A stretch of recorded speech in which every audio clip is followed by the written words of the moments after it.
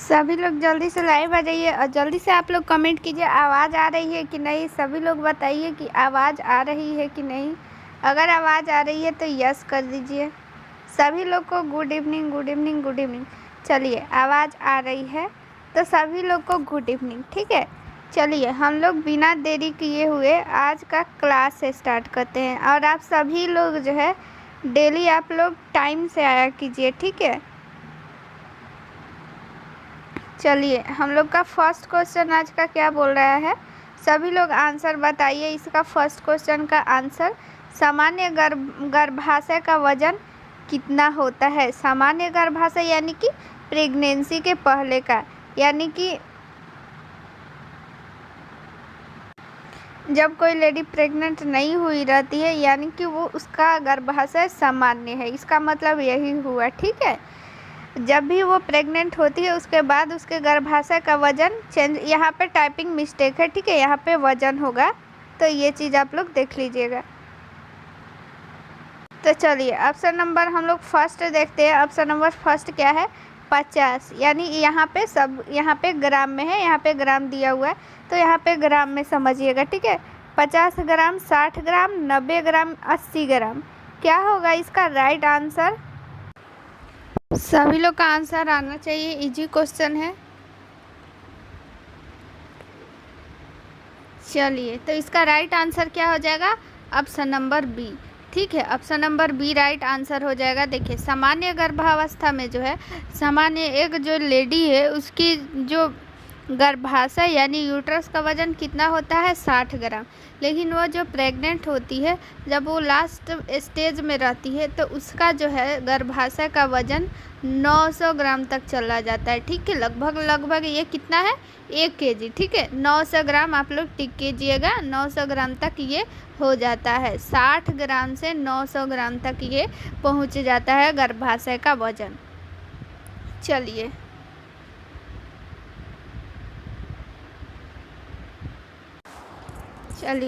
अगला क्वेश्चन देखते हैं। प्यूरेरियम की अवधि क्या है। ठीक है, चलिए इसका जो है अवधि पूछ रहा है हम लोग से, तो इसका ऑप्शन आप लोग देख लीजिए क्या होगा। ऑप्शन नंबर फर्स्ट है 7 सप्ताह, 6 सप्ताह, 9 महीना, फिर 280 सप्ताह। क्या होगा इसमें से राइट आंसर। सभी लोग बताइए कि इसका राइट आंसर क्या होगा। प्यूरेरियम की अवधि कितनी होती है। ठीक है, इसका राइट आंसर, चलिए सभी का आ रहा है 6 सप्ताह। तो देखिए 6 सप्ताह ही होता है प्यूरेरियम की अवधि। आखिर ये प्यूरेरियम क्या है, देखिए इसको हिंदी में जो है सूतिका अवस्था भी बोला जाता है, इसलिए इसको हिंदी और दोनों नाम लिखिएगा। कभी कभी हिंदी भी नाम दे देता है, सूतिका अवस्था। ठीक है, सूतिका अवस्था। तो सूतिका अवस्था क्या है, देखिए जब भी शिशु का जन्म हो जाता है, शिशु के जन्म होने के बाद उसके बाद क्या होता है, जितने भी जनन अंग है वो अपने पुनः अवस्था में लौटते हैं। ठीक है, अपनी जो अवस्था होती है उस अवस्था में जो लौटती है, तो उसी अवस्था को हम लोग प्यूरेरियम कहते हैं, यानी सूतिका अवस्था बोलते हैं। तो इसकी अवधि क्या होती है, 6 सप्ताह।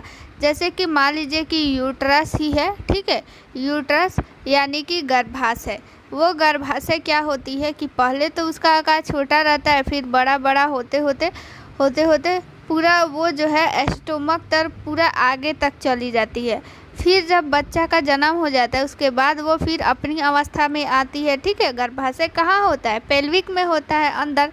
लेकिन जब वो बड़ी होती है तो वो आगे ऊपर तक चली जाती है, ऊपर तक जाती है। ठीक है, तो वो ऊपर तक जाती है। उसके बाद से जब डिलीवर हो जाता है बच्चा, बेबी, उसके बाद से वो पुनः अपनी अवस्था में आ जाती है। तो इसी अवधि को हम लोग क्या बोलते हैं, प्यूरेरियम अवधि। और इस सब में कितना टाइम लगता है, 6 सप्ताह लग जाता है। ठीक है, चलिए आप लोग को समझ में आया। देखिए एक बार और बता देते हैं, जैसे कि बच्चा जन्म हो गया उसके बाद से हम लोग जो है, बच्चा जन्म होने के बाद 6 सप्ताह तक हम लोग उस अवधि को क्या बोलते हैं, प्यूरेरियम यानी सूतिका अवस्था। इसमें होता क्या है कि जब बच्चा का जन्म हो जाता है उसके बाद क्या होता है, सभी को पता है कि गर्भाशय जो है उसका लंबाई चौड़ाई सब बढ़ जाता है, वजन बढ़ जाता है। लेकिन फिर जब बच्चा जन्म होने के बाद फिर वो अपनी अवस्था में आता है, ठीक है। ये भी गर्भाशय भी उसके बाद से आप लोगों को पता होगा कि क्या होता है, पल्स रेट बढ़ जाता है, बीपी हाई हो जाता है, ठीक है। तो ये तो हमेशा नहीं रहता है ना, वो फिर अपने नॉर्मल अवस्था में आता है। और फिर सर्विक्स की चौड़ाई भी उतनी बड़ी रहती है 10 सेंटीमीटर, ठीक है। तो इन सबों को जो है अपनी फिर से अवस्था में आने के लिए टोटल 6 सप्ताह लग जाता है, ठीक है। तो इसी अवधि के हम लोग प्यूरेरियम अवधि बोलते हैं, यानी सूतिका अवस्था बोलेंगे, ठीक है। अब समझ में आया। देखिए यहाँ पे जो है नंबरिंग गलत है, ठीक है। यहाँ पे 1 के बाद 42 हो गया है, 42 नहीं होगा, यहाँ पे 4 जो है वो एक्स्ट्रा हो गया है, वो टाइपिंग मिस्टेक है। ये 2 नंबर क्वेश्चन है, ठीक है। फिर से यहाँ पे 2 नंबर क्वेश्चन आ गया। तो इस क्वेश्चन को आप लोग क्वेश्चन को देखिए, नंबर को मत देखिए। देखिए ये 3 नंबर क्वेश्चन है, ठीक है। निम्नलिखित में से कौन सी पेल्विस हृदय आकार की होती है, यानी हार्ट शेप में होती है कौन सी पेल्विस, ठीक है। पेल्विस आप लोगों को समझ में आ रहा है ना, पेल्विस श्रोणि हम लोग इसको हिंदी में बोलते हैं पेल्विस को, ठीक है। श्रोणि जिसमें कि हम लोगों का पैर का जो जांघ होता है वो जुड़ा होता है ना, जिससे हम लोग बैठते हैं, वो सहारा देता है। इसका फिगर रुकिए 1 मिनट दिखा देते हैं। चलिए पहले इस क्वेश्चन का आंसर दे दीजिए, फिर दिखाते हैं।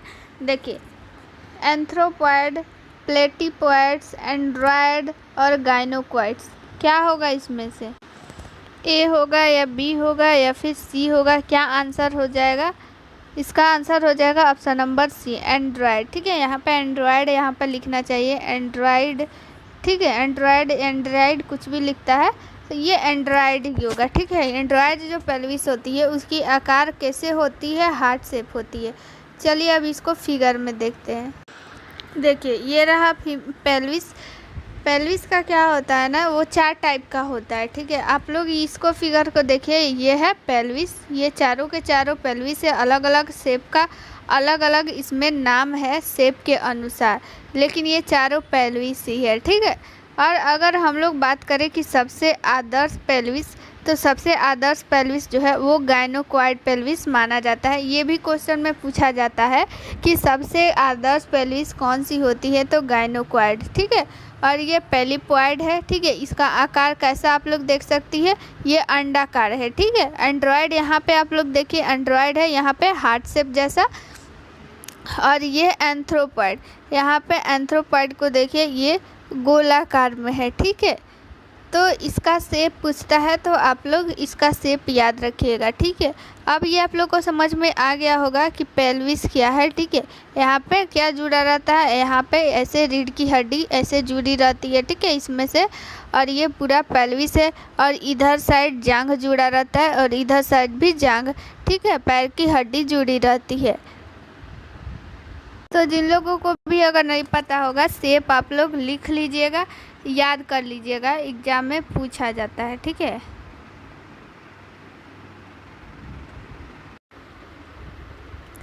चलिए देखिए, अलग अलग मासिक धर्म में निकलने वाले 2 अंडों का निषेचन कहलाता है। क्वेश्चन क्या बोल रहा है समझिए, पहले इसका आंसर बताइए, फिर हम इसको जो है क्वेश्चन को समझाते हैं। क्या क्वेश्चन बोल रहा है कि अलग अलग मासिक धर्म में निकलने वाले 2 अंडों का निषेचन क्या कहलाता है? सुपरफेटेशन, सुपरफेंकडेशन, और फिर फेटस पेपीरेसियस और फीटस एकार्डियकस। क्या होगा इसमें से? Option A, B, C, D क्या होगा? सभी लोग कमेंट में बताइए। तो इसका आंसर जो है वो क्या होने वाला है, राइट आंसर क्या होने वाला है?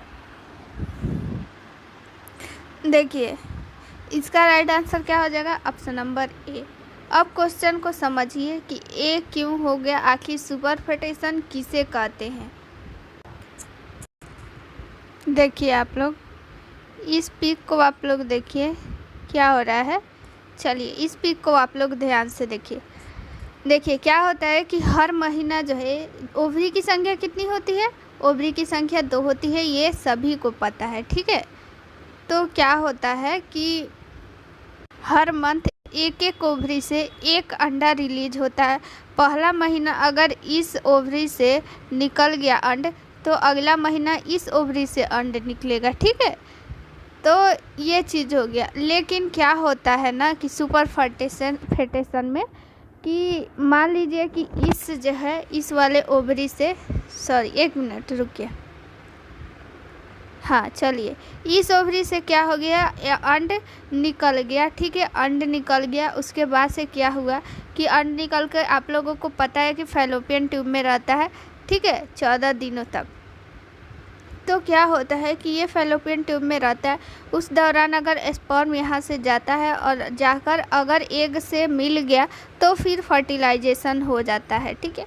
फर्टिलाइजेशन हो जाने के बाद क्या होता है कि मेंस्ट्रुअल साइकिल जो है वो बंद हो जाता है, यानी कि एग रिलीज होना बंद हो जाता है। लेकिन बहुत ऐसा केस नहीं, बहुत रेयर केस में क्या होता है कि यहाँ पे एक एग फर्टिलाइजेशन हो गया, यानी निषेचन हो गया अंड का, और निषेचन होने के बाद ये क्या होता है कि ये ओवरी जो होता है भूल जाता है कि हमको अब एग रिलीज नहीं करना है, ठीक है। तो क्या होता है ना कि ये जो है इधर से भी एक एग रिलीज हो जाता है, और एग रिलीज हो जाता है उसके बाद क्या होता है कि ये एग रिलीज हो जाने के बाद से ये अंड भी निषेचित हो जाता है, ठीक है, यानी फर्टिलाइजेशन हो जाता है। तो इसी को हम लोग बोलेंगे सुपर फेटेशन, ठीक है। क्या बोलेंगे, सुपर फेटेशन। तो दो अंड जो है वो अलग अलग मासिक चक्र के दौरान दो अलग अलग अंड का निषेचन हो जाना अलग अलग महीनों में, इसको हम लोग सुपर फेटेशन बोलेंगे। चलिए, आप लोग को समझ में आया कि नहीं, जल्दी से बताइए। चलिए एक बार और बता देते हैं। देखिए इसमें क्या बोल रहा है कि मान लीजिए इस मंथ एक एग यहाँ से निकला और इस एग का फर्टिलाइजेशन हो गया, यानी निषेचन हो गया, और अगले निषेचन हो जाने के बाद क्या होता है कि अगले महीना जो है वो एग रिलीज होना बंद हो जाता है, यानी कि मेंस्ट्रुअल साइकिल स्टॉप हो जाता है। लेकिन कुछ रेयर केस में क्या होता है कि अगले महीना इस ओवरी से भी अंड निकलता है और वो भी निषेचित हो जाता है।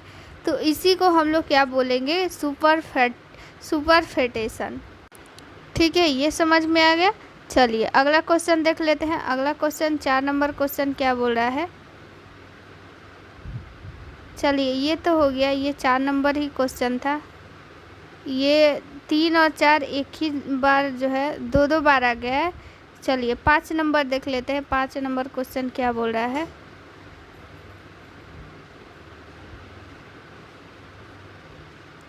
चलिए देखिए, गर्भावस्था में एक महिला जिसके योनि से खून बह रहा है, पेट के निचले भाग में दर्द है, एमेनोरिया अवधि की तुलना में गर्भाशय का आकार जो है वो छोटा है, इस महिला का निदान क्या होगा। देखिए क्वेश्चन क्या बोल रहा है कि क्या हो रहा है कि एक महिला गर्भवती है और उसके योनि से क्या हो रहा है, रक्त का स्राव हो रहा है, और पेट के जो निचले हिस्से में वो क्या हो रहा है कि दर्द हो रहा है, और एमेनोरिया की तुलना में, यानी कि जितना मंथ हो गया उसके जो है मेंस्ट्रुअल साइकिल रुके हुए, ठीक है, मेंस्ट्रुअल साइकिल रुके हुए, तो मेंस्ट्रुअल साइकिल रुक जाता है गर्भावस्था में। उसके बाद से उसका जितना ज़्यादा आगे महीना बढ़ता है उसकी फंडल हाइट बढ़ते जाती है, यानी गर्भाशय का आकार बढ़ते जाता है, पेट का आकार बढ़ते जाता है। लेकिन इस केस में क्या हो रहा है इसके साथ कि उतना नहीं बढ़ रहा है जितना कि बढ़ना चाहिए।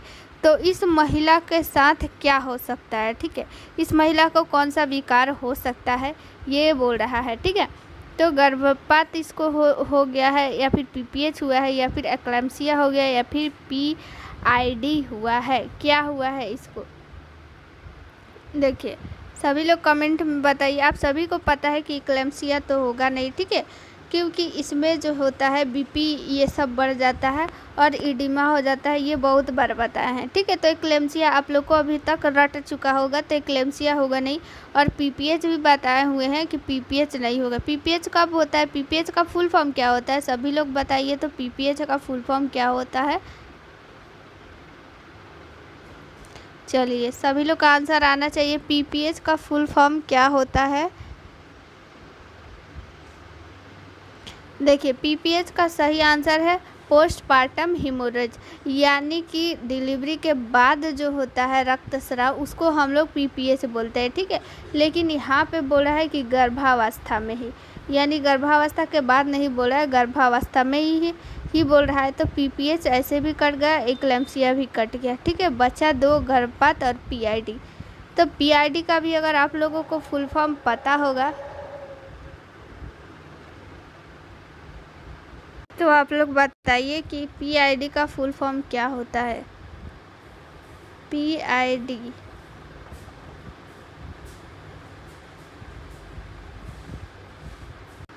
पीआईडी का फुल फॉर्म सभी लोग बताइए।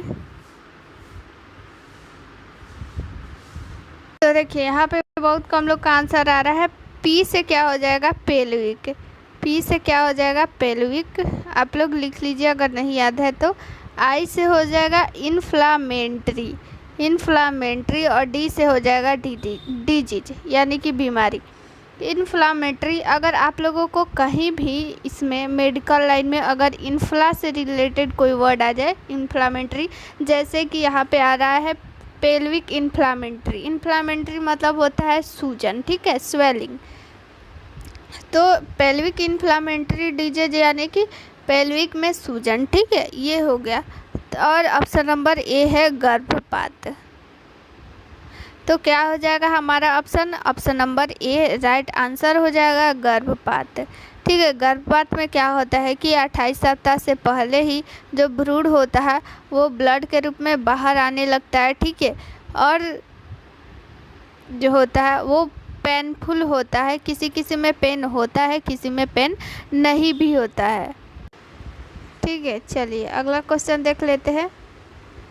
6 नंबर क्वेश्चन, एक्लेम्पसिया के प्रबंधन के लिए पसंदीदा दवा, ठीक है। एक्लेम्पसिया के प्रबंधन के लिए कौन सा दवा जो है वो फेमस है, तो डायजेपाम की, एप्सोइन, मैग्नीशियम सल्फेट, लेबेलाल। क्या होगा इसमें से राइट आंसर बताइए। तो सभी लोग एक्लेम्पसिया में कौन सी दवा जो है वो दी जाती है, ये सभी को पता होना चाहिए। एग्ज़ाम में ये क्वेश्चन पूछा जाता है, बहुत ही फेमस क्वेश्चन है। एक्लेम्पसिया में कौन सी दवा दी जाती है, ठीक है। सभी लोग का आंसर आना चाहिए। एक्लेम्पसिया में आखिर कौन सी दवा दी जाती है, ए होगा या फिर बी होगा या फिर सी होगा या डी होगा, सभी का आंसर आना चाहिए। सभी लोग आंसर दीजिए, फिर हम आंसर आप लोगों को बताएंगे। देखिए तो इसका आंसर क्या हो जाएगा, ऑप्शन नंबर सी, ठीक है, मैग्नीशियम सल्फेट। इसको आप लोग ऐसे याद रखिएगा, MgSO4 भी इसको लिखता है, इसका केमिकल नाम भी आप लोग याद रखिएगा, MgSO4 मैग्नीशियम सल्फेट, ठीक है। मैग्नीशियम सल्फेट जो है, हालांकि जो ये डायजेपाम है ना, ये भी यूज में लिया जाता है, लेकिन सबसे ज़्यादा ये पसंदीदा दवा पूछ रहा है, तो पसंदीदा दवा पूछा है इसलिए मैग्नीशियम सल्फेट होगा। इसको IV स्लो मोशन में दिया जाता है, ठीक है। अगला क्वेश्चन हम लोग देखते हैं 7 नंबर, ठीक है। चलिए, सबसे सामान्य प्रकार की एक्टोपिक गर्भावस्था है।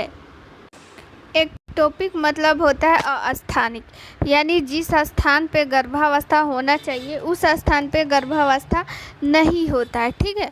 देखिए यहाँ पे क्या है, ऑप्शन नंबर फर्स्ट है ट्यूबल गर्भावस्था, डिम्ब ग्रंथि गर्भावस्था, पेट की गर्भावस्था, गर्भाशय की गर्भाशय ग्रीवा गर्भावस्था।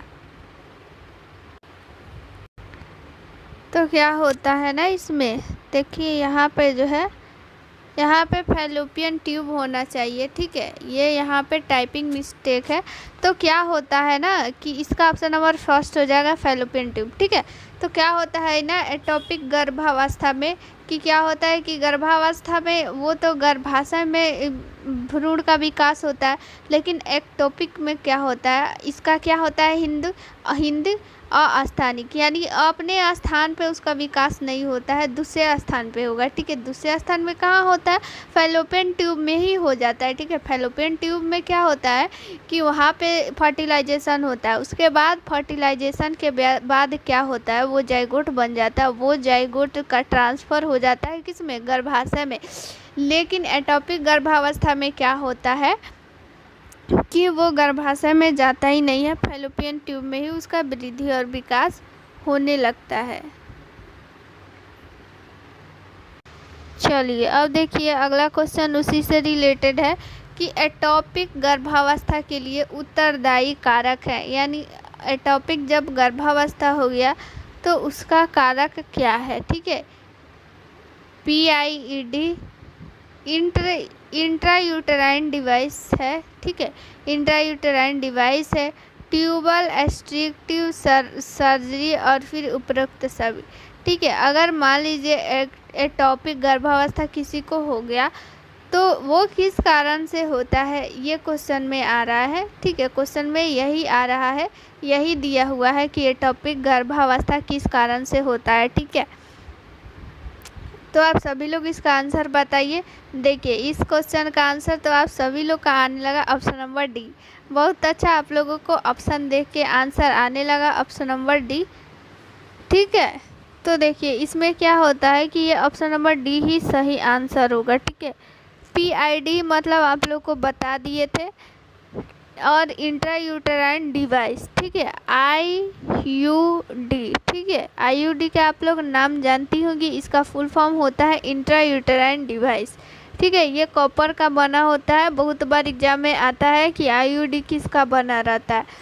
ठीक है, तो ये किस चीज़ का बना रहता है, कॉपर और प्लास्टिक का मिलकर के ये बना रहता है IUD।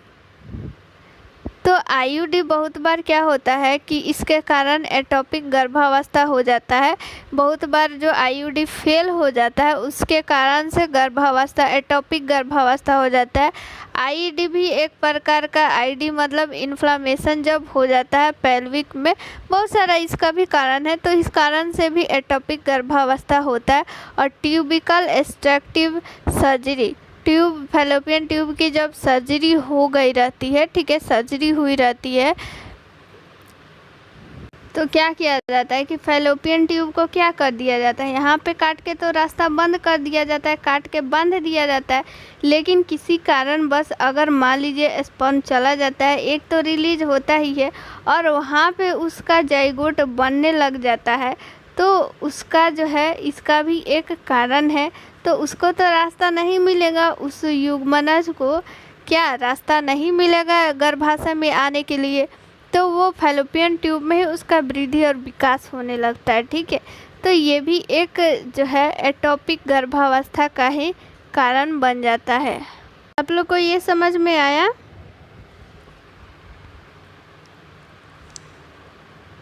चलिए एक बार और बता देते हैं। देखिए क्या होता है एटॉपिक गर्भावस्था, पहले आप लोग समझिए कि किसे बोलते हैं। देखिए एटॉपिक गर्भावस्था मतलब, एटॉपिक मतलब होता ही है अस्थानिक।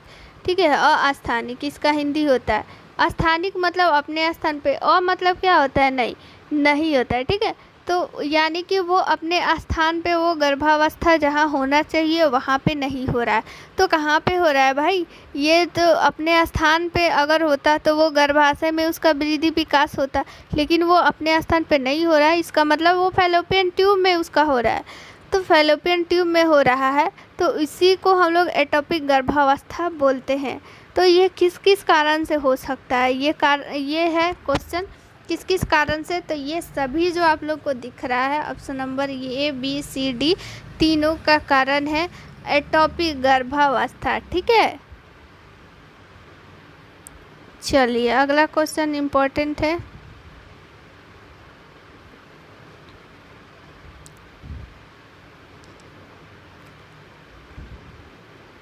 चलिए ये जूम हो गया,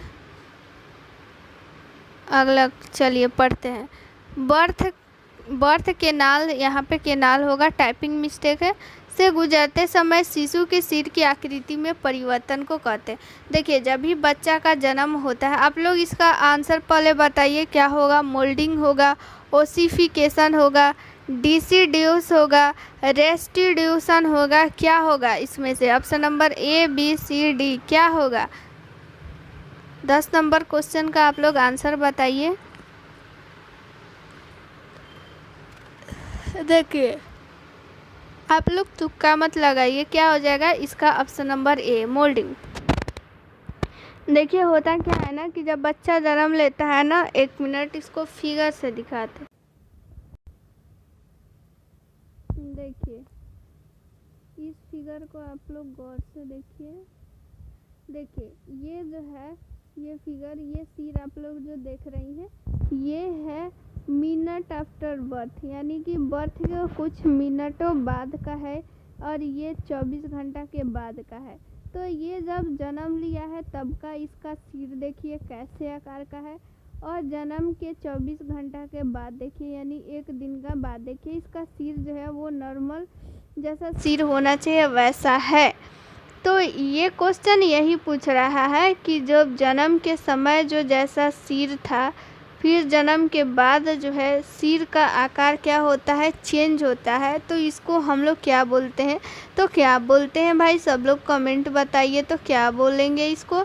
क्योंकि इम्पोर्टेंट क्वेश्चन है, इसको बोलेंगे हम लोग मोल्डिंग। ठीक है, क्या बोलेंगे? मोल्डिंग। समझ में आ गया? बर्थ के नाल से गुजरते समय शिशु के आकार में परिवर्तन को क्या बोलेंगे? मोल्डिंग बोलेंगे। ठीक है, अगला क्वेश्चन देख लेते हैं।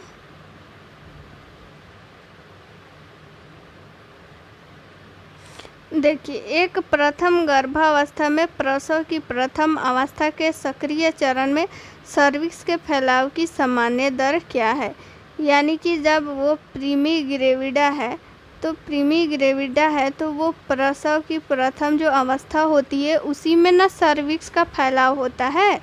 तो सर्विक्स का फैलाव होता है तो वो प्रति घंटा में कितना सेंटीमीटर फैलना चाहिए? ठीक है, 0.5 सेंटीमीटर, 2 सेंटीमीटर प्रति, यहाँ पे घंटा दिया हुआ, ये यहाँ पे होगा। ठीक है, सेंटीमीटर प्रति, ये यहाँ पे आप लोग कर लीजिएगा, ये यहाँ पे हो गया है गलती से।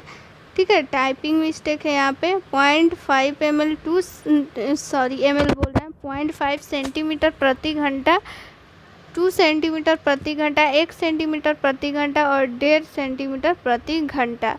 तो क्या होगा इसका राइट आंसर? सभी लोग कमेंट में बताइए। देखिए, उस समय क्या था क्वेश्चन में कि वो मल्टी ग्रेविडा, लेकिन यहाँ पे क्या पूछ रहा है? यहाँ पे प्रीमी ग्रेविडा पूछ रहा है। ठीक है, तो प्रीमी ग्रेविडा में क्या हो जाएगा? ऑप्शन नंबर सी, 1 सेंटीमीटर प्रति घंटा। और यहाँ पे सक्रिय चरण, क्वेश्चन को कभी भी ध्यान से अच्छा से पढ़ना चाहिए कि कौन सा चरण बोल रहा है, प्रीमी ग्रेविडा बोल रहा है, मल्टी ग्रेविडा बोल रहा है कि क्या बोल रहा है। तो देखिए, प्रीमी ग्रेविडा में सक्रिय जब चरण में वो चली जाएगी, सक्रिय चरण कब स्टार्ट होता है? 3 सेंटीमीटर, अगर 3 सेंटीमीटर से ज़्यादा अगर सर्विक्स का फैलाव हो गया रहता है तो उसको हम लोग सक्रिय अवस्था बोलेंगे। सक्रिय अवस्था में उसका जो सर्विक्स का फैलाव होता है वो तेज़ी से होने लगता है, और कितना होता है? 1 सेंटीमीटर प्रति घंटा। ठीक है, चलिए अगला क्वेश्चन देखते हैं। 12 नंबर, गर्भ निरोधन के लिए डायफ्राम का उपयोग कर रही महिला को इसे संभोग के पश्चात कम से कम कितने समय तक अपने स्थान पर रखने का निर्देश देते हैं? से क्या बोल रहा है क्वेश्चन? ये जो है थोड़ा सा गड़बड़ लग रहा है, इसको देखना पड़ेगा। ये क्वेश्चन जो है, इस क्वेश्चन को छोड़िए, इस क्वेश्चन में कुछ गड़बड़ है। ठीक है, अगला क्वेश्चन देख लेते हैं हम लोग। इस क्वेश्चन को एक बार हम देख लेंगे, अगला क्लास में आप लोग को बता देंगे। ये क्वेश्चन गलत लग रहा है। चलिए 13 नंबर क्वेश्चन हम लोग देखते हैं। अगला क्वेश्चन, क्या बोल रहा है, एक गर्भवती महिला के गर्भाशयी फंडस की ऊंचाई नाभि के स्तर पर है। यहाँ पे ऊंचाई नहीं होगा, ऊंचाई होगा, ठीक है। इसमें बहुत सारा टाइपिंग मिस्टेक लग रहा है, तो देखिए यहाँ पे क्या होगा ना कि यहाँ ऊंचाई होगा। क्वेश्चन क्या बोल रहा है कि एक गर्भवती महिला के गर्भाशयी फंडस की ऊंचाई नाभि के स्तर पे है, गर्भावस्था की अवधि होगी। पिछले क्वेश्चन में आप लोगों को बताए थे कब, कहाँ, कैसे होता है, कितने सप्ताह पे, ठीक है। तो इसका आंसर आप सभी लोग बताइए क्या हो जाएगा। ऑप्शन नंबर ए में दिया हुआ है 10 से 12 सप्ताह। ऑप्शन नंबर बी में दिया हुआ है 14 से 16 सप्ताह। ऑप्शन नंबर सी में दिया हुआ है 20 से 24। ऑप्शन नंबर डी दिया हुआ है 30 से 32 सप्ताह। तो इसका राइट आंसर क्या हो जाएगा, सभी लोग बताइए। बताए थे पिछला जब आया था किसी क्लास में, तो इसको पूरा डिटेल में बताया गया था। सभी लोग इसका आंसर बताइए क्या हो जाएगा। ऑप्शन नंबर सी 20 से 24 सप्ताह पे फंडस की जो ऊंचाई होती है वो नाभि पे चली जाती है, ठीक है। यहाँ पे देखिए आप लोग इस फिगर में देखिए, ये क्या है, पेल्विस बोन है, और ये बीच में एम्ब्लिकस यानी कि नाभि, और ये हमारा क्या हो जाएगा, डायफ्राम, ठीक है, जो कि सांस लेने में मदद करती है। तो ये डायफ्राम हो गया। तो इसी तीनों को लेकर के हम लोग फंडस की ऊंचाई मेजरमेंट करते हैं, मापते हैं किस सप्ताह पे किसके बीच होता है। तो नाभि पे 20 से 24 सप्ताह पे रहता है, ये आप लोग याद रखिएगा। चलिए हम लोग अब अगला क्वेश्चन देख लेते हैं, 14 नंबर।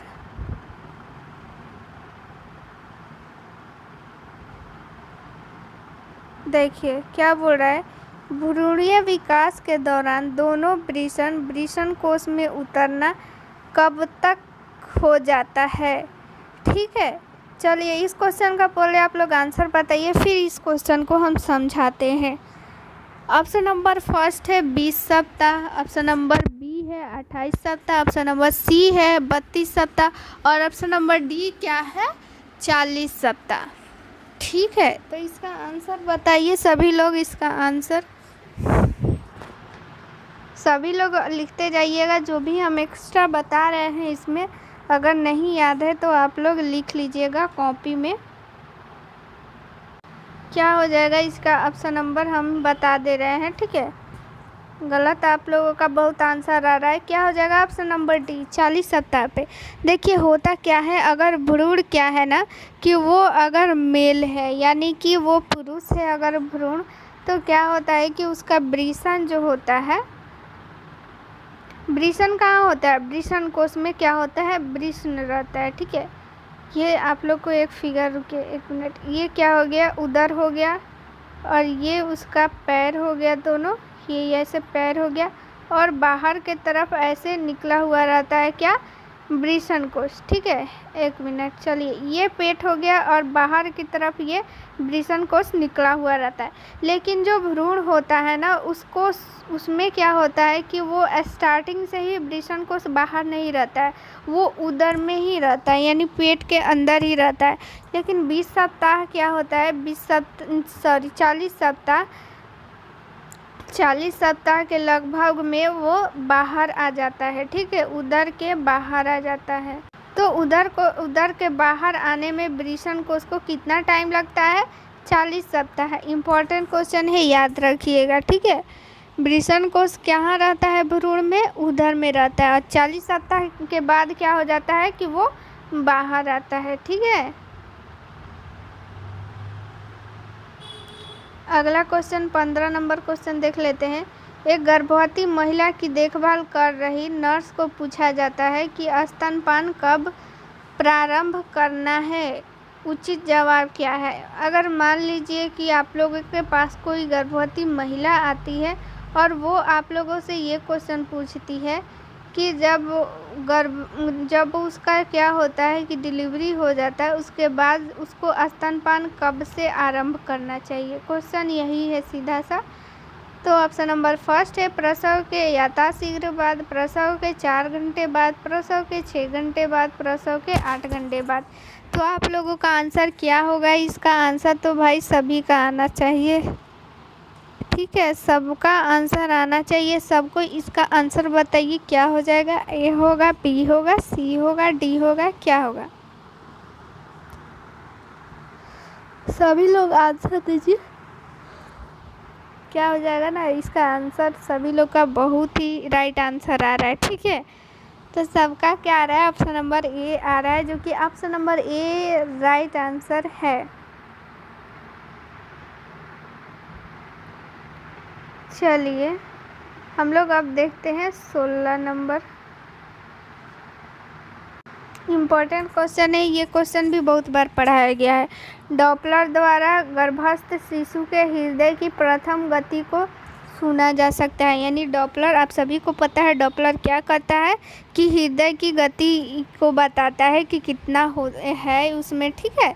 जब उसका जन्म नहीं हुआ रहता है तब वो हृदय की गति को बताता है। डॉपलर का आप लोग को फिगर भी बताया गया है, सब कुछ बता दिया गया है, इसका आंसर भी बता दिया गया है। तो अभी आप लोग इसका आंसर यहाँ पे बताइए कि डॉपलर द्वारा गर्भस्थ शिशु की ध्वनि कब सुनी जा सकती है? 2 से 3 सप्ताह कि 8 से 10 सप्ताह कि 16 से 18 या फिर 10 से 12 सप्ताह? क्या इसका राइट आंसर हो जाएगा?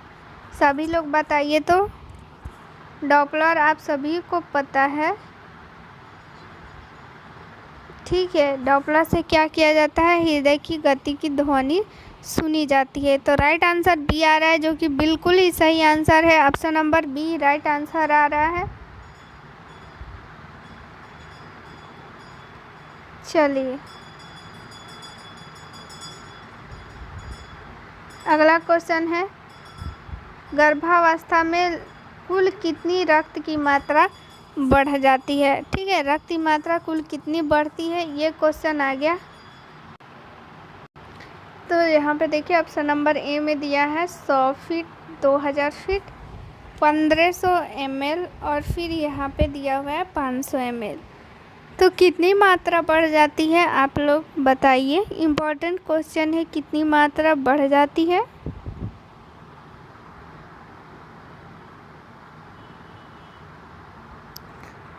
देखिए यहाँ पे option number C right answer होगा, ठीक है।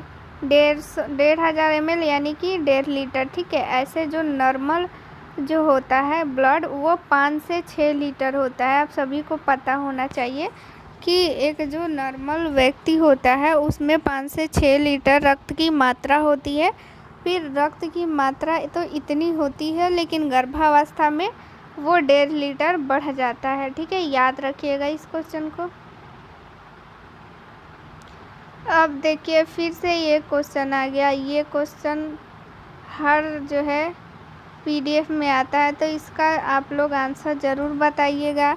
निषेचन के लगभग पिछले दिनों की मूर्तियाँ प्रत्यारोपित होता है।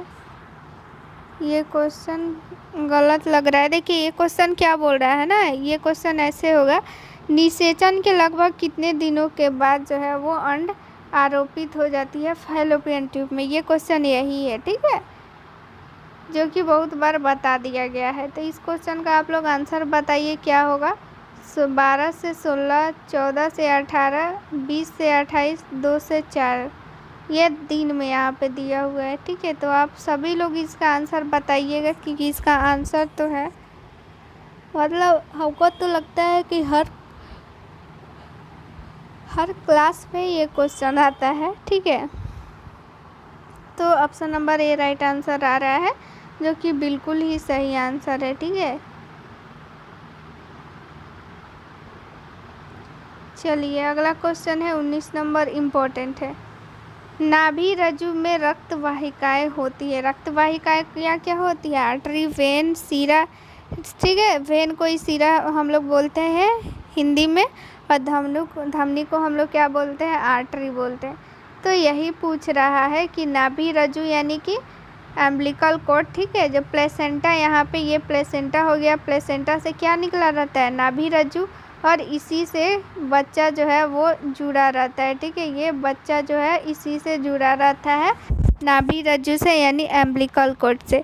तो सीधी सी क्वेश्चन ये है ना कि ये जो एम्बिलिकल कॉर्ड में कितनी धमनी और कितनी सिरा होती है। ठीक है, तो ऑप्शन नंबर फर्स्ट है 2 धमनी व सिरा, यानी कि 1 सिरा।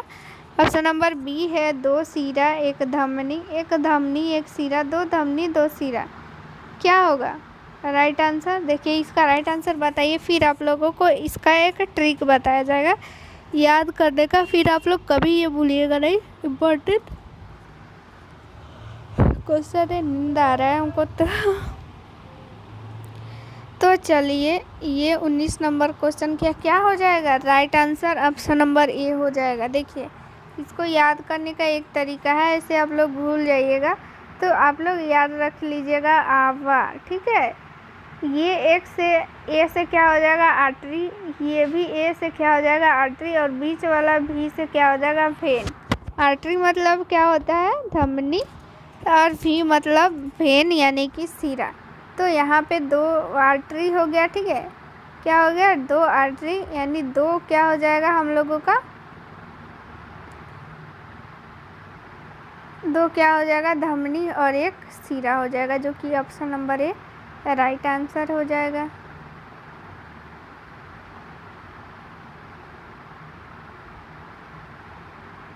अगला हम लोग क्वेश्चन देखेंगे अब।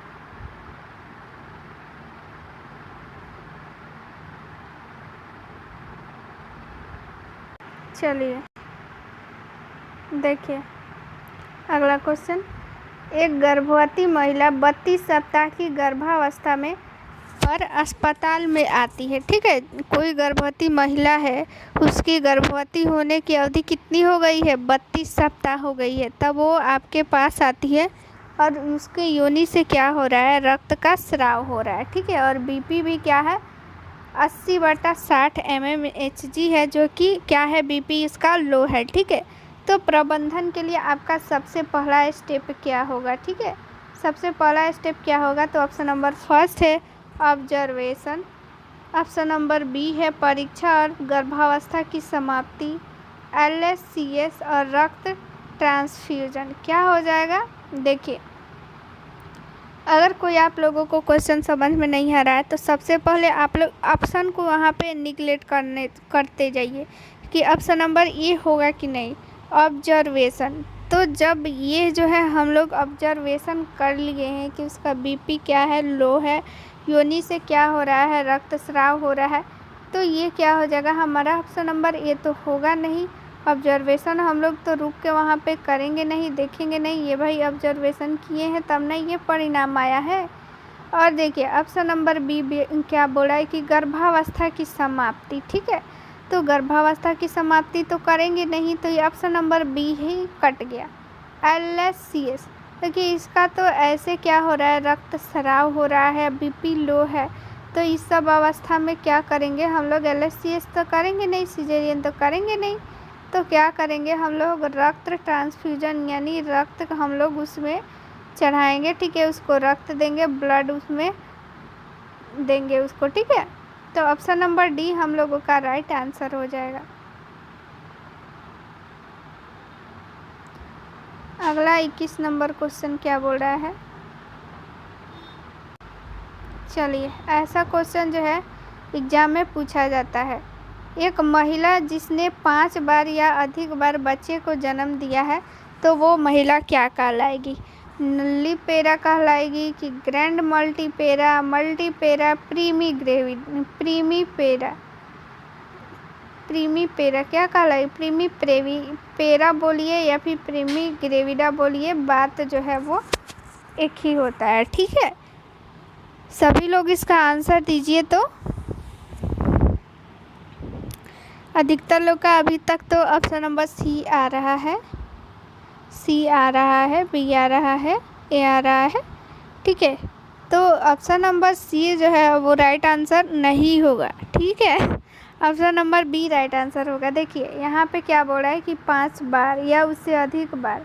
ठीक है, नल्लीपेरा किसको बोलते हैं? जो गर्भवती तो हुई है लेकिन बच्चे को जन्म नहीं दी है अभी तक, या तो उसकी एबॉर्शन हो गई या फिर कुछ और कारण, लेकिन वो गर्भवती हुई है, लेकिन या फिर स्टिल बर्थ हो सकता है, कुछ भी हो सकता है।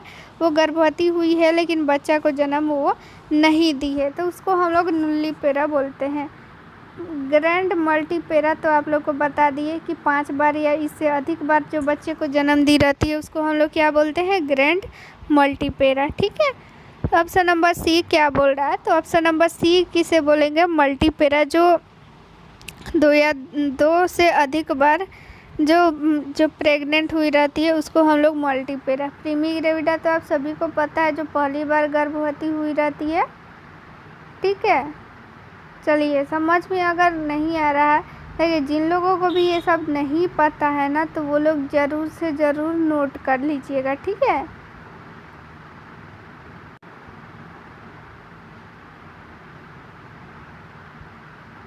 अगला क्वेश्चन हम लोग देखते हैं।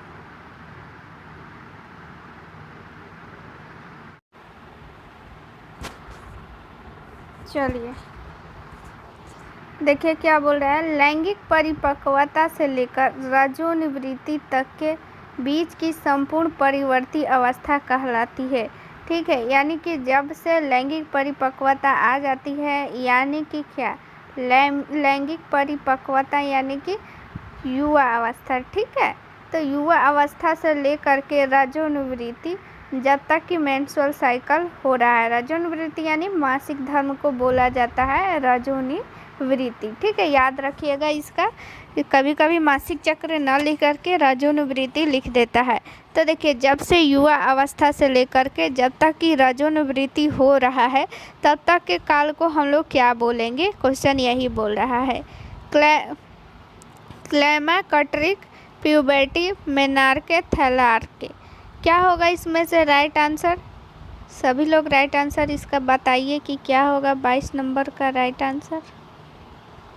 लैंगिक परिपक्वता से लेकर के रजोनिवृत्ति तक के काल को हम लोग क्या बोलेंगे, option number B right answer है, प्यूबर्टी बोलते हैं। ठीक है, प्यूबर्टी का हिंदी होता है युवा अवस्था। ठीक है, युवा अवस्था बोलते हैं। चलिए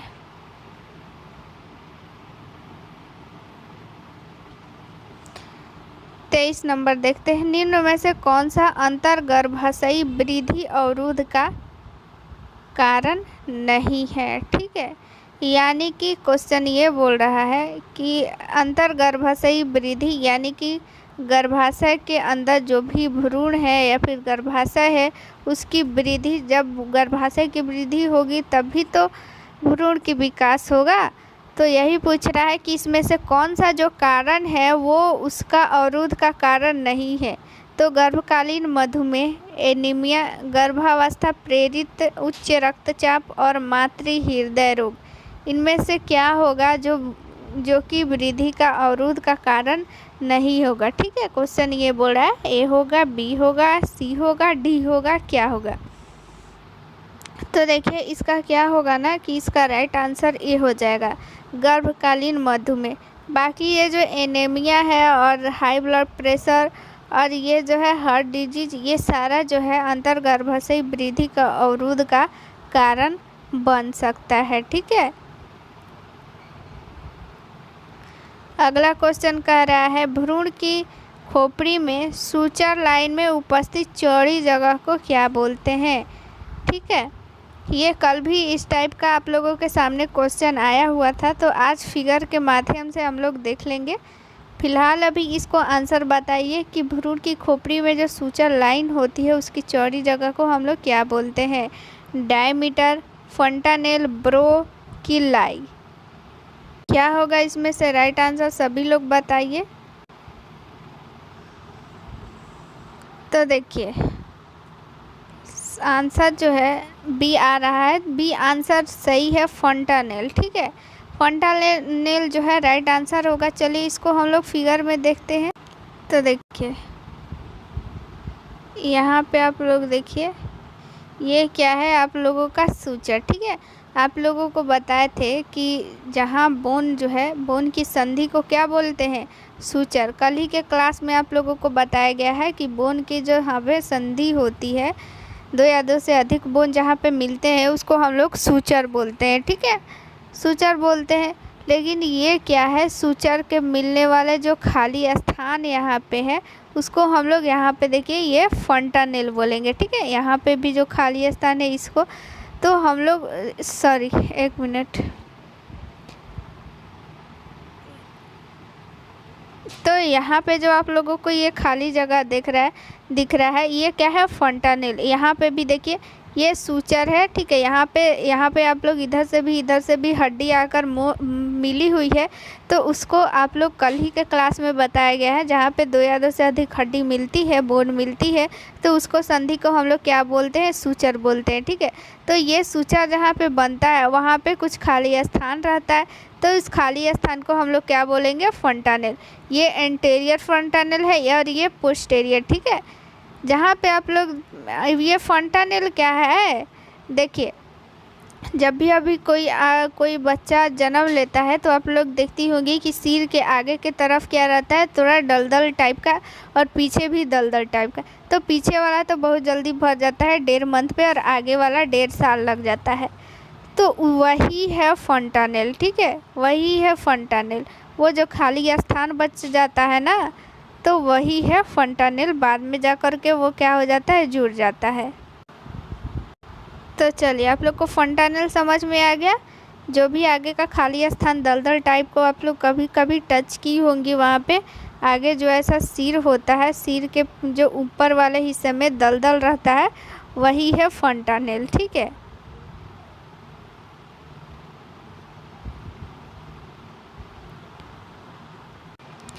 अगला क्वेश्चन है, कौन सी संरचना ब्रेगमा के नाम से जानी जाती है। इसमें से कौन सा एक नाम है जिस नाम को हम लोग ब्रेगमा के नाम से भी जानते हैं। इम्पोर्टेंट क्वेश्चन है, ठीक है। एंटेरियर फ्रंटानेल, पोस्टेरियर फ्रंटानेल, और फिर लैम्डोइड सूचर की फ्रंटल सिवनी। क्या होगा इसका राइट आंसर, ए होगा, बी होगा, सी होगा, डी। आप लोग जो है लिखते चलिएगा किसका कितना सही हुआ है। लास्ट में आप सभी लोग अपना आंसर बताइएगा कि कितना सही हुआ है, ठीक है। और जो भी एक्स्ट्रा इसमें का थ्योरी बताया जा रहा है वो ज़रूर से ज़रूर आप लोग नोट कीजिएगा, क्योंकि देखिए इसमें आप लोगों का थ्योरी और ऑब्जेक्टिव दोनों साथ साथ में यहाँ पे आप लोगों का क्लियर होते जा रहा है, ठीक है। तो चलिए यहाँ पे राइट आंसर क्या हो जाएगा, एंटेरियर फ्रंटानेल। एंटेरियर मतलब आगे, ठीक है। अग्र वाला जो खाली जगह होता है सिर के आगे वाला, तो उसको हम लोग एंटेरियर फ्रंटानेल बोलते हैं। साथ में ब्रेगमा भी बोलते हैं, उसका दो नाम है, ठीक है।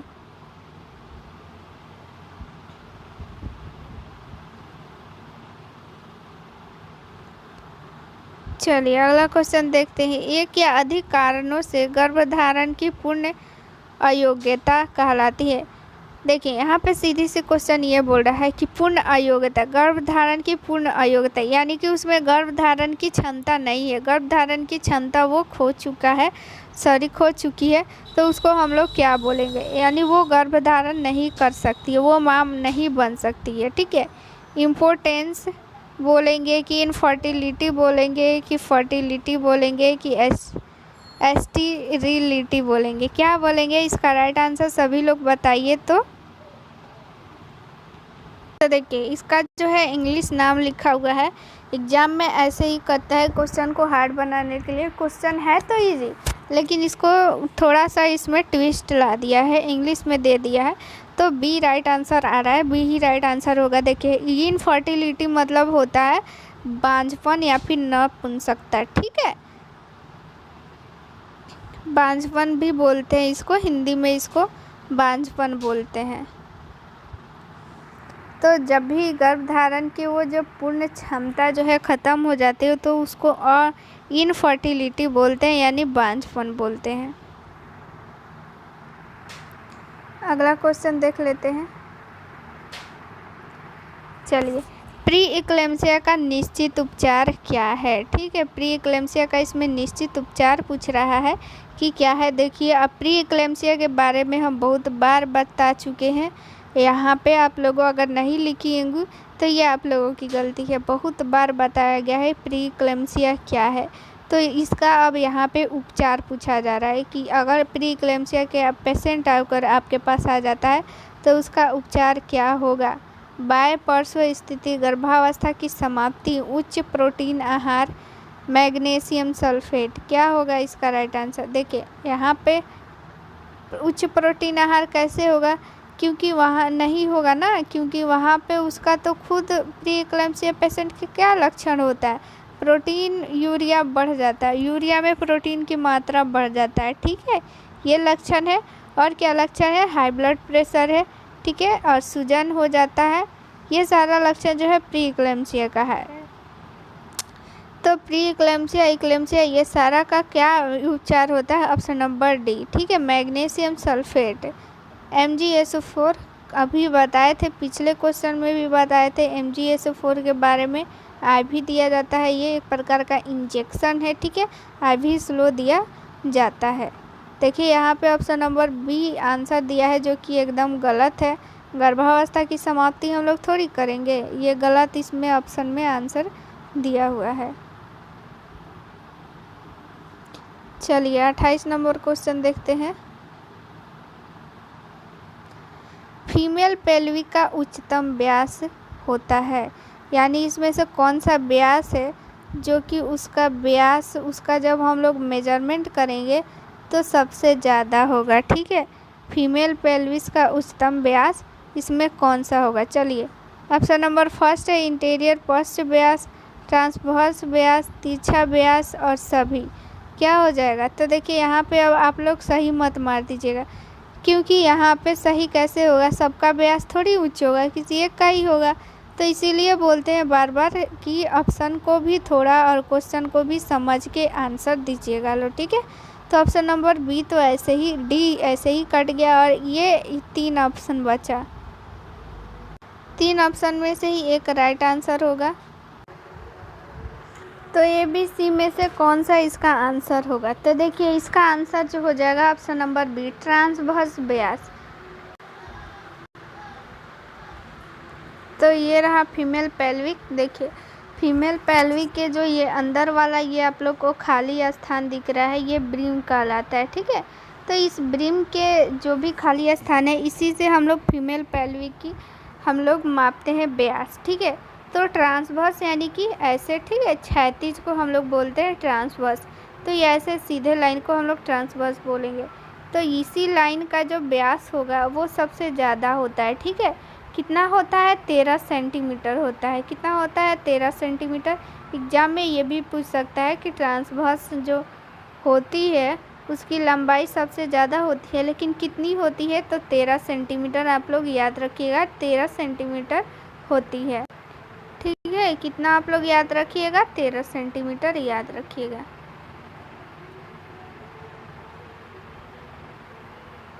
अगला देखिए,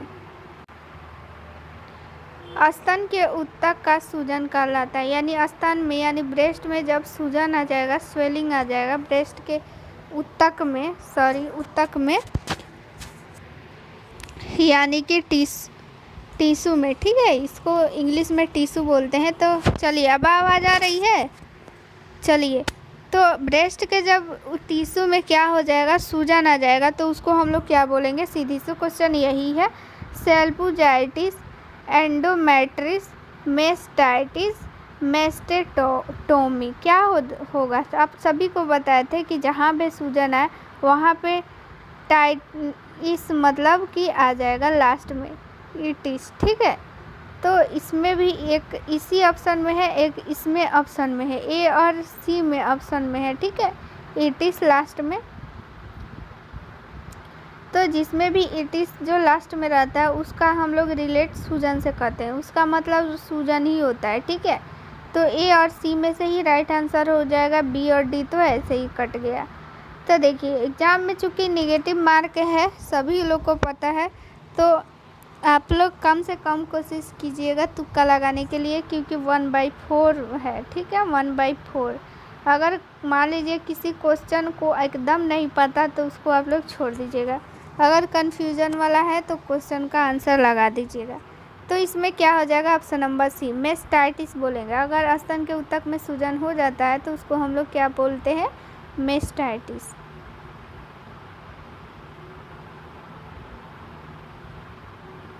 अगला हम लोग देखते हैं।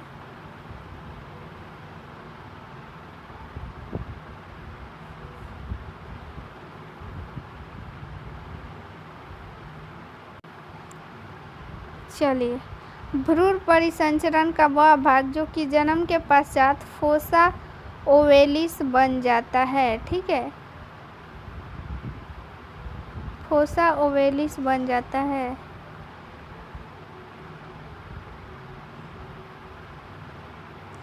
देखिए, क्वेश्चन ये बोल रहा है भ्रूण का जो परिसंचरण होता है, ठीक है, जिससे भ्रूण में परिसंचरण होता है, जन्म के पश्चात वो फोसा ओवेलिस बन जाता है। तो वो भ्रूण के परिसंचरण का कौन सा भाग जो है, भ्रूण के परिसंचरण का कौन सा भाग जो है वो फोसा ओवेलिस बन जाता है। तो गर्भनाल धमनी, डक्टस ओर्टिरियस, फोरामेन ओवल और गर्भनाल नस।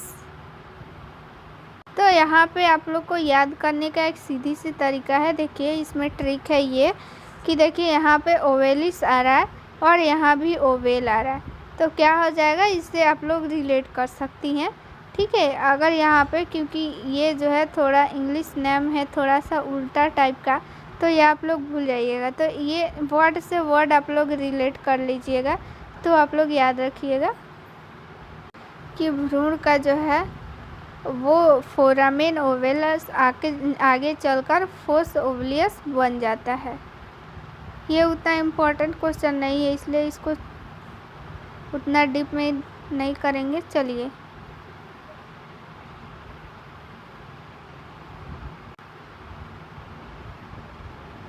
निम्न में से कौन सी हालत गर्भावस्था में मूत्र पथ के संक्रमण के लिए जोखिम कारक नहीं है? यानी इसमें से कौन सा जो कारक है वो गर्भावस्था में यूरिन इन्फेक्शन के लिए जोखिम कारक नहीं है? मधुमेह, उच्च रक्तचाप, वेसिकोरेटस सिफ्लेक्स और फिर सिकल सेल एनीमिया। क्या होगा इसका राइट आंसर? सभी लोग बताइए तो कि कौन सा जो कारक है वो जोखिम नहीं होगा, संक्रमण यानी कि नहीं करेगा, मूत्र पथ को संक्रमण नहीं करेगा। ए बी सी डी क्या राइट आंसर हो जाएगा? तो देखिए, सी इसका जो है राइट आंसर नहीं होगा। देखिए, इसका राइट आंसर बी हो जाएगा। ठीक है, बी राइट आंसर होगा।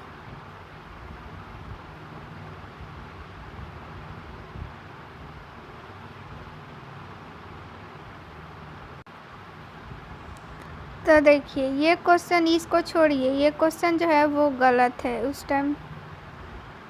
अगला हम लोग देखते हैं। देखिए, ये क्वेश्चन इम्पोर्टेंट है।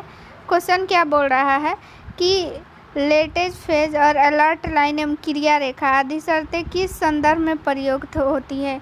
यानी ये सब जो आप लोग को वर्ड दिख रहा है, लेटेंट फेज, अलर्ट लाइन, क्रिया रेखा, ये सब किस चीज़ पर दर्शाया जाता है? बायोफिजिकल प्रोफाइल या फिर गैर तनाव परीक्षण या एमनियोसेंटेसिस या फिर पार्टोग्राफ, इसमें से किस में ये सारा कुछ जो है दर्शाया जाता है? ठीक है, सभी लोग इसका आंसर बताइए। इसका जो है सभी लोग आंसर बताइए। ये सबको पता होगा कि ये सारा कुछ हम लोग किस में भरते हैं, किस में भरते हैं।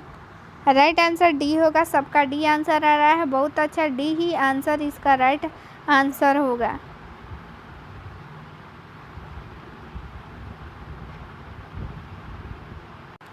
बहुत लोग आ रहा है कमेंट की, अब रहने दीजिए। ठीक है, रहने देंगे। एक दो और क्वेश्चन और पढ़ लीजिए। ठीक है, उसके बाद से जो है वो छोड़ देंगे। देखिए, अगला क्वेश्चन क्या कह रहा है। देखिए, अगला क्वेश्चन भी बहुत बार बताया गया है, इसलिए आप लोग इसको ध्यानपूर्वक पढ़ के और इसका आंसर दीजिए। चलिए, गर्भावस्था में क्या बोल रहा है? चलिए ध्यान से देखिए, अब आवाज़ आ रही है। गर्भावस्था के 8 सप्ताह पे, गर्भावस्था के 8 सप्ताह पर होने पर घटना जिसमें लेटरल फेनिक्शन में स्पंदन का अनुभव होता है। देखिए, यहाँ पे लेटरल फेनिक्शन, पता नहीं इसमें बहुत सारा पीडीएफ में गलत है।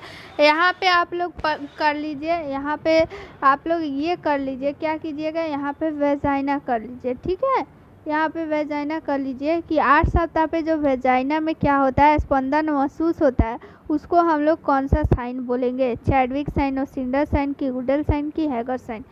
कौन सा साइन हम लोग बोलेंगे? ये साइन भी आप लोगों को बहुत बार बताया गया है, ठीक है, कि 8 सप्ताह पे जब वेजाइना में स्पंदन हम लोगों को महसूस होता है, ठीक है, स्पंदन महसूस होता है, उसको हम लोग क्या बोलेंगे? ओसिंडा साइन बोलेंगे, ठीक है। बहुत आप लोगों का गलत आंसर आ रहा है, ओसिंडा साइन होगा, ठीक है, ऑप्शन नंबर बी, याद रखिएगा आप लोग।